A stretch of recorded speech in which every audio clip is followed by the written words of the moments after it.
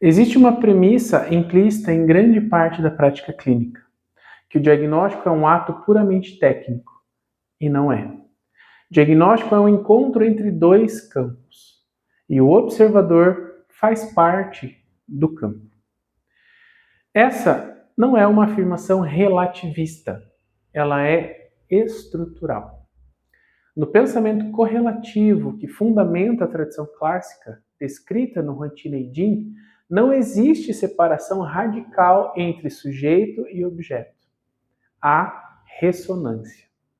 Isso significa que o clínico não apenas observa, ele participa. Primeiro, a ilusão da neutralidade. O clínico acredita que está apenas lendo o pulso, observando língua e ouvindo relato. Mas a sua própria organização interna influencia.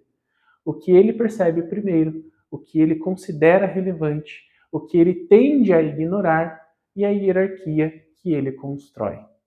Um clínico excessivamente orientado para excesso tende a ver a plenitude.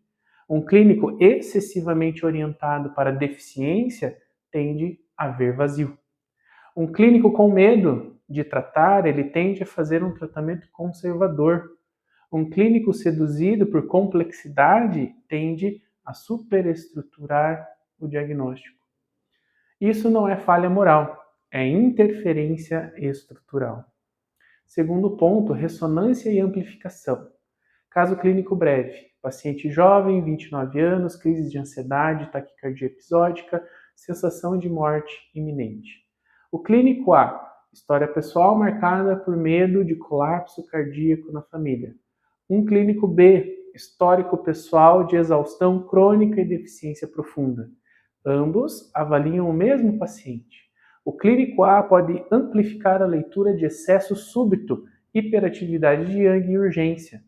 O clínico B pode amplificar a leitura de deficiência subjacente, vazio de Yin e base fragilizada. Os dados são os mesmos. A hierarquia construída pode diferir. Isso é interferência do observador. Terceiro ponto, pulsologia e projeção. Na palpação de pulso, isso é ainda mais sutil, porque o pulso é interpretativo. Dois clínicos podem descrever o mesmo pulso de formas diferentes.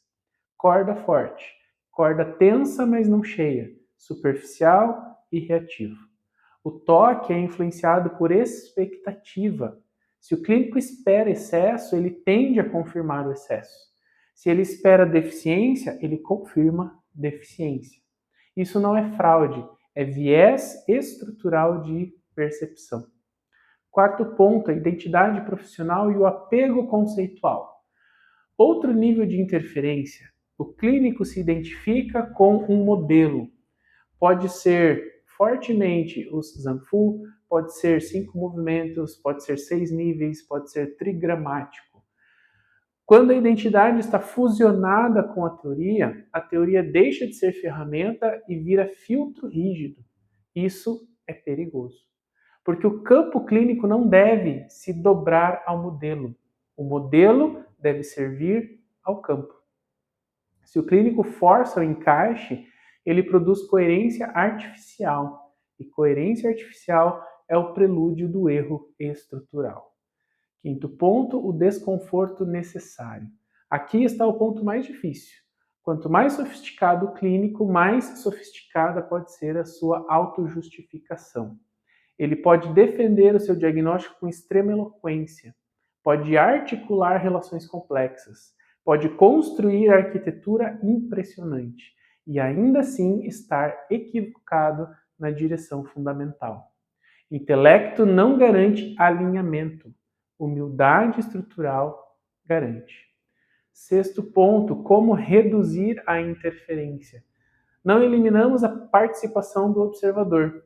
Isso é impossível, mas podemos reconhecer nossos vieses recorrentes, revisar a hierarquia casual antes de intervir, perguntar: estou reagindo ao paciente ou à minha própria estrutura?